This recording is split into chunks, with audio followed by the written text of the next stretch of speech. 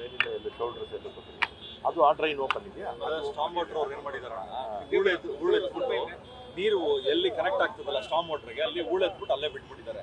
ನೀರು ಅದ್ರ ಒಳಗಡೆ ಹೋಗದೆ ಎಲ್ಲ ರಸ್ತೆ ಸ್ಟಾಮ್ ವಾಟರ್ ಅವ್ರದ್ದು ಬಹಳ ಇದೆ. ಬಟ್ ಇದು ನಮ್ದು ಮೇಂಟೆನೆನ್ಸ್ ಇದೆ. ಬಟ್ ಈ ಮುಂದೆ ನಮ್ದು ಇದು ಫ್ಲೋ ಆಗುತ್ತಲ್ಲ, ನಮ್ದು ಆ ಕಡೆಗೆ ನಾನೆಲ್ಲ HSR ಲೇಔಟ್ ಬಿಡಿಎ ಕಾಂಪ್ಲೆಕ್ಸ್ ಹಿಂದ್ಗಡೆ ಮನೆಗಳೆಲ್ಲ ಕಮಿಷನರ್ ಬರ್ತಾರೆ ಆಮೇಲೆ ನೋಡಿ. ಅಲ್ಲ ಸರ್, ನೀವು ಕೂಡ ಬೆಂಗಳೂರು ಉಸ್ತುವಾರಿ ಹೊತ್ತಂತವ್ರು, ಇಡೀ ಅರ್ಧ ಬೆಂಗಳೂರು ಜಲಾವೃತ ಆಗಿದೆ ಸರ್. ಕಾರಣ ಏನ್ ಸರ್? ಕಾರಣ ಅತಿ ಹೆಚ್ಚು ಮಳೆ. ಅಲ್ಲ, ಮಳೆ ಪ್ರತಿ ವರ್ಷ ಕಳೆದ ಬಾರಿ ಕೂಡ ಅತಿ ಹೆಚ್ಚು ಮಳೆ ಆಗಿತ್ತು. ಮುನ್ನೆಚ್ಚರಿಕೆ ಕ್ರಮ ಕೈಗೊಳ್ಳಬೇಕಾಗಿತ್ತು ಅನ್ನುವಂಥದ್ದು ವಿಪಕ್ಷ. ಈಗ ಒಂದು ಬೆಂಗಳೂರಲ್ಲಿ ಸುಮಾರು 10-15 ವರ್ಷದ ಈಚೆಗೆ ಮೊದಲು ಬೆಂಗಳೂರು ಅಷ್ಟು ದೊಡ್ಡದಾಗಿ ಬೆಳೆದಿರಲಿಲ್ಲ. ಒಂದೇ ಸಲ 90 ಮಿಲಿಮೀಟರ್ ಮಳೆ ಒಂದು ಗಂಟೆನಲ್ಲಿ ಬಂದರೆ ಸುಮಾರು ಒಂದು 100-120 ಸ್ಪಾಟ್ಸಲ್ಲಿ ಈ ರೀತಿ ಆಗುತ್ತೆ. ಅದೇ ಮಳೆ 2-3 ಗಂಟೆ ಸ್ಪ್ರೆಡ್ ಆದರೆ ಈ ಸಮಸ್ಯೆ ಇರಲ್ಲ.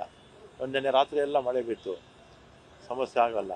ಮೊನ್ನೆ ರಾತ್ರಿ ಒಂದೇ ಸಲ 132 ಮಿಲಿಮೀಟರ್ ಮಳೆ ಬಿದ್ದಿದ್ದರಿಂದ ಅನಾಹುತ ಆಗಿದೆ. ಅದರ ಹೆಚ್ಚು ಮಳೆ ಬಿದ್ದಿದ್ದು ಒಂದು, ಪ್ಲಸ್ ನಾವು ಕೂಡ ಮಹಾನಗರ ಪಾಲಿಕೆಯವರು ನಾವು ಮಹಾನಗರ ಪಾಲಿಕೆ ಕೂಡ ಹಿಂದೆ ಭಾಳ ಹಿಂದೆ ಒಂದೇ ಸರ್ಕಾರದ ಮೇಲೆ ಹೇಳೋಕ್ಕಾಗಲ್ಲ, ಎಲ್ಲ ಸರ್ಕಾರಗಳು ಸೇರಿ ಈ ಬೆಂಗಳೂರಲ್ಲಿ ಏನಾಗಿದೆ, ಈ ಸ್ಟಾರ್ಮ್ ವಾಟರ್ ಡ್ರೈನ್ಸ್ ಇದೆ. ಅದರಲ್ಲಿ ಉದಾಹರಣೆಗೆ ನಿಮ್ಗೆ ಒಂದೇ ಒಂದು ಕೊಡ್ತೀನಿ. ನಮ್ಮ ಬೈರ್ಸಂದ್ರ, ನಮ್ಮ ಜಯನಗರ, ನನ್ನ ಹಳೆ ಕಾನ್ಸ್ಟನ್ಸಿ, ನಮ್ಮ ಸ್ಟೇಡಿಯಂ ಇದೆಯಲ್ಲ ಜಯನಗರ ಸ್ಟೇಡಿಯಮ್ಮು, ಅಲ್ಲಿಂದ ಪ್ರಾರಂಭ ಆಗುತ್ತೆ ಡ್ರೈನು.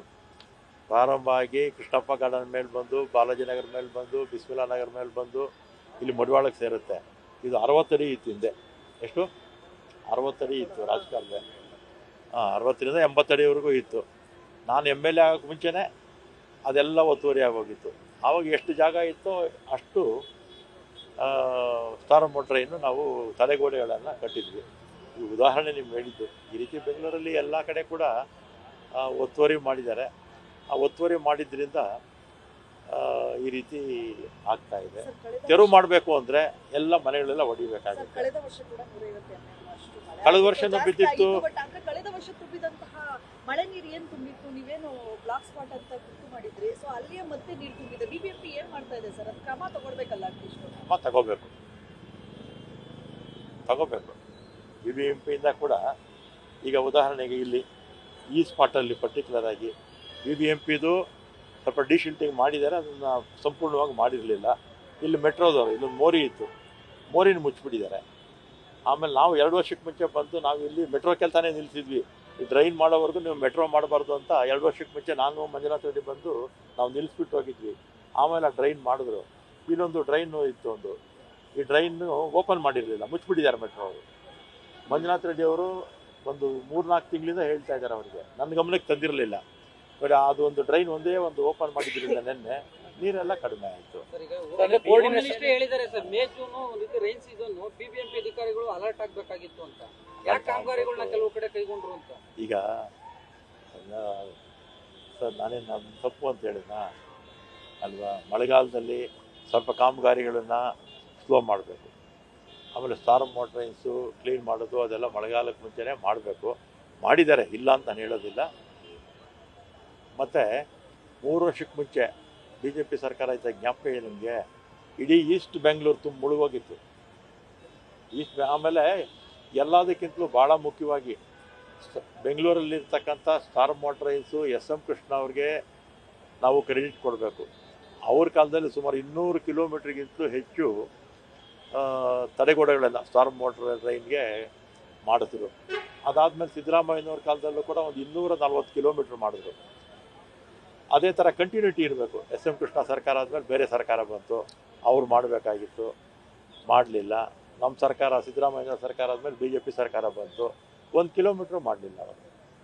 ಈಗ ಅಪಾದನೆ ಮಾಡ್ತಾರೆ. ನಾವು ಮಾಡಿದ್ದನ್ನು ಅವ್ರು ಕಂಟಿನ್ಯೂ ಮಾಡಬೇಕು, ಅವ್ರು ಕಂಟಿನ್ಯೂ ಮಾಡಿದ್ದನ್ನು ನಾವು ಕಂಟಿನ್ಯೂ ಮಾಡಬೇಕು. ಆವಾಗ ಏನಾಗುತ್ತೆ, ಸಮಸ್ಯೆಗಳೆಲ್ಲ ಕಡಿಮೆ ಆಗುತ್ತೆ.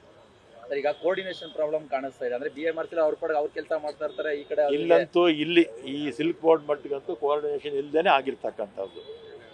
ಆಮೇಲೆ ಅಲ್ಲೂ ಅಷ್ಟೇ, ಬೆಳ್ಳಂಡೂರಲ್ಲಿ ನಮ್ಮ ಕೋರಮಂಗಲದಲ್ಲಿ ನಮ್ಗೆ 7 ವರ್ಷದಿಂದ ಯಾವ ಸಮಸ್ಯೆನೂ ಇರಲಿಲ್ಲ.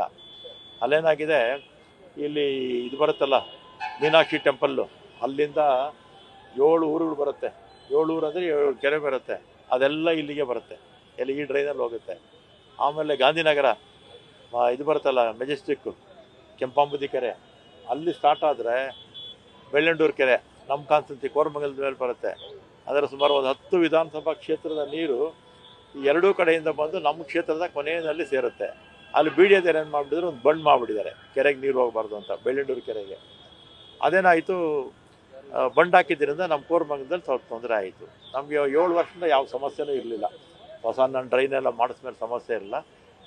ಸ್ವಲ್ಪ ತೊಂದರೆ ನಿನ್ನೆ ಆಯಿತು, ಎಲ್ಲ ಶುರುವಾಗಿದೆ. ಪ್ರಾಬ್ಲಮ್ ಆಗಲ್ವಾ ಸರ್ ಸಿಲ್ಕ್ ಬೋರ್ಡ್? ಈಗ ನೀವು ಪರಿಶೀಲನೆ ಮಾಡಿದ್ರಿ, ಎಲ್ಲ ರೆಡಿ ಮಾಡಿದ್ದಾರೆ? ಅದು ಹೊಡೆದಾಕಿದ್ವಿ, ಬಂಡು ನಿನ್ನೆನೆ ಹೊಡೆದಾಕ್ತಿದ್ವಿ, ಬಂಡು ಹೊಡೆದಾಕಿದ್ವಿ. ಇಲ್ಲೇನೇ ಇಲ್ಲ, ಇಲ್ಲೊಂದು ಡ್ರೈನ್ ಓಪನ್ ಆದರೆ ಸೊಲ್ಯೂಷನ್ನು ಈಗ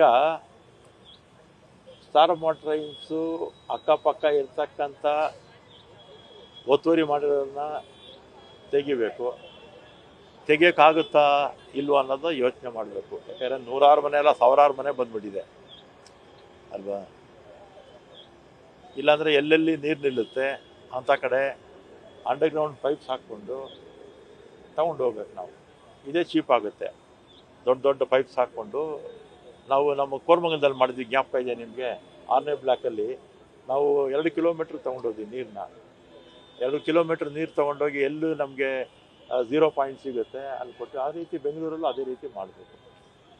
ಈಗ ರಸ್ತೆಗಳಲ್ಲೇ ಟ್ರೈನ್ ಮಾಡ್ಕೊಂಡು ತೊಗೊಂಡು ಹೋಗ್ಬೇಕು ನನ್ನ ಅಭಿಪ್ರಾಯದಲ್ಲಿ. ಇನ್ನೂ ಅದಕ್ಕಿಂತಲೂ ತಜ್ಞರಿದ್ದಾರಲ್ಲ, ಇಂಜಿನಿಯರ್ಸ್ ಇದ್ದಾರೆ, ಬೇರೆ ಬೇರೆ ತಜ್ಞರಿದ್ದಾರೆ, ಅಭಿಪ್ರಾಯನೂ ತಗೊಳ್ಬೇಕು. Okay sir. ನ್ಯೂಸ್ ಫಸ್ಟ್, ನಿರ್ಭೀತಿಯಿಂದ ನಿಮ್ಮ ಪರವಾಗಿ.